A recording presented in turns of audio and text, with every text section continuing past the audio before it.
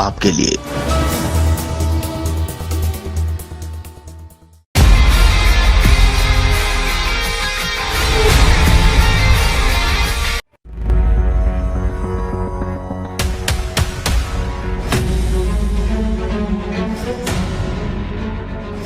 नगरीय निकाय चुनाव को लेकर उत्तर प्रदेश की सभी सीटों पर समाजवादी पार्टी पूरे दमखम के साथ मैदान में नजर आ रही है।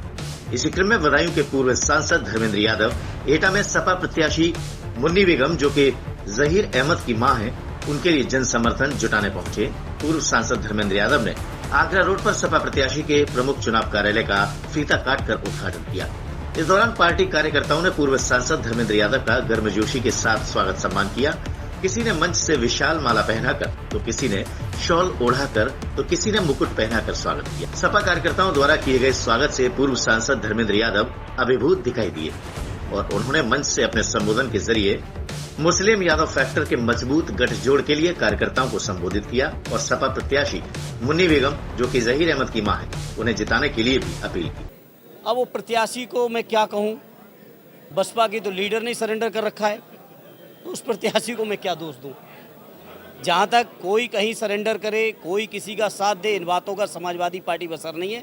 समाजवादी पार्टी अपने आप में जीतने में सक्षम है और जिस दल की आप बात कर रहे हैं उस दल ने अपने लीडर की विचारधारा छोड़ दी। वो बाबा साहब को भूल गए, वो मान्यवर काशीराम जी को भूल गए।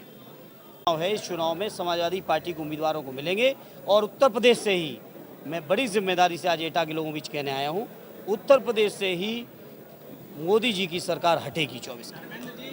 उन्होंने कार्यकर्ताओं से आह्वान करते हुए कहा कि वह एकजुट होकर इस चुनाव में अपनी भूमिका को सार्थक कर दिखाएं। समझ चुके हैं और कुछ समय और लगेगा, सब लोग समझ चुके होंगे।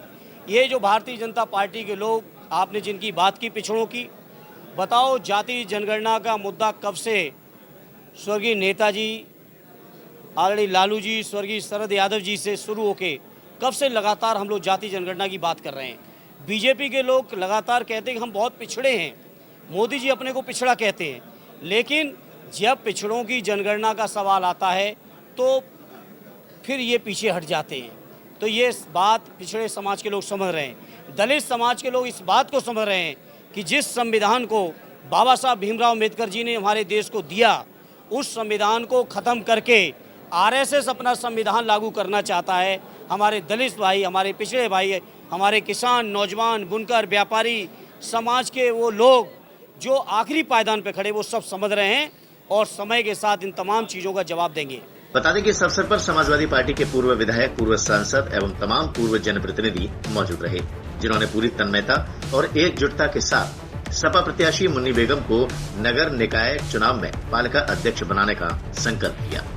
काश पत्रकार महोदय बीजेपी के लोगों से आप ये पूछ पाते कि ये इंजन गिनाने वालों, ये तो बताओ उन इंजनों से लोगों को हासिल क्या हुआ, लोगों को नफरतें मिली, कहाँ गए उन इंजनों की, वो जो किए हुए बेरोजगारी के लेकर जो उन्होंने वादे किए थे हर साल 2 करोड़ रोजगार के, 2014 में वादे हुए, 17 में हुए, 19 में हुए, 22 में हुए। काश आप पत्रकार मित्रों सवाल कर पाते, काश आप सवाल कर पाते।